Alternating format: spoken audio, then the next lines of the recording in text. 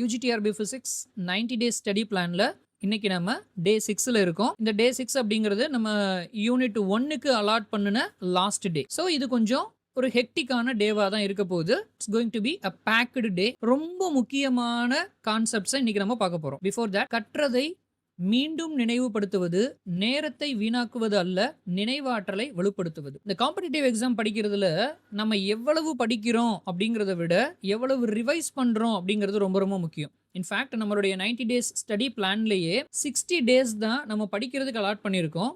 Balance இருக்கிற 30 டேஸை நம்ம ரிவிஷனுக்கு மட்டுமே அலாட் பண்ணியிருக்கோம். 10 யூனிட்டுக்கும் சேர்த்து 60 நாள், அதை ரிவைஸ் பண்ணுறதுக்கு மட்டுமே 30 நாள் நம்ம அலாட் பண்ணியிருக்கோம். ஸோ எவ்வளவு படிக்கிறோம் அப்படிங்கிறத விட நம்ம அதை எத்தனை தடவை ரீகால் பண்ணுறோம், ரிவைஸ் பண்ணுறோம் அப்படிங்கிறது காம்படிட்டிவ் எக்ஸாமுக்கு ரொம்ப ரொம்ப முக்கியம். Keep revising. With that note, day 6ல் நம்ம என்னென்ன டாபிக்ஸை படிக்க போகிறோம் அப்படின்னா, கிராவிடேஷன் அண்டு சேட்டலைட் மோஷன். கிராவிடேஷனை பொறுத்த வரைக்கும் நியூட்டன்ஸ் லா ஆஃப் கிராவிடேஷன் அப்படிங்கிறத படிச்சுக்கணும். அதே மாதிரி சேட்டலைட் மோஷன் அப்படிங்கிறத பொறுத்த வரைக்கும் அதோடைய பேசிக் கான்செப்ட்ஸ் எல்லாமே நமக்கு கெப்லர்ஸ் லாஸ்ல இருந்தே வந்துருது.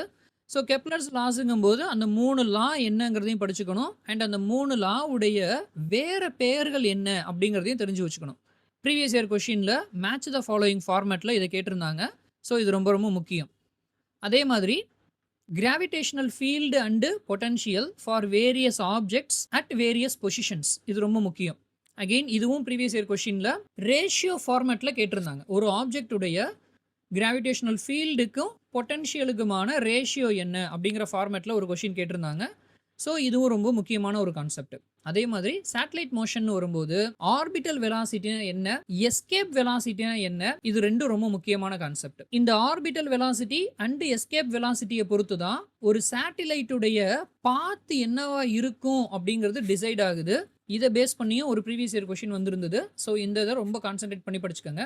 அதே மாதிரி வேரியேஷன் ஆஃப் ஜி, ஆல்டிடியூட்ல எப்படி இருக்கும், போல்ஸ்ல எப்படி இருக்கும், அண்ட் ஈக்விட்டோரியல் பாயிண்ட்ல எப்படி இருக்கும். ஸோ அதோட வேரியேஷன் என்ன அப்படிங்கிறத பார்த்து வச்சுக்கோங்க. ரொம்ப ரொம்ப முக்கியமான ஒரு கான்செப்ட். இது எல்லாமே நீங்க ரெஃபர் பண்ணிக்கிறதுக்கு properties of matter by Brijlal Subramaniam புக்ல பேஜ் நம்பர் 123ல இருந்து 170 வரைக்கும் இருக்கக்கூடிய கண்டென்ட் இதை தான் டிஸ்கஸ் பண்ணுது. இதோட நம்ம டே 6 அதாவது யூனிட் 1 மெக்கானிக்ஸை கம்ப்ளீட் பண்ணிட்டோம். நாளைக்கு டே 7 புது யூனிட்டோட சந்திப்போம். இந்த 90 டேஸ் உடைய முடிவில் state level free Mach test ஒன்று கண்டக்ட் பண்ணுறோம்.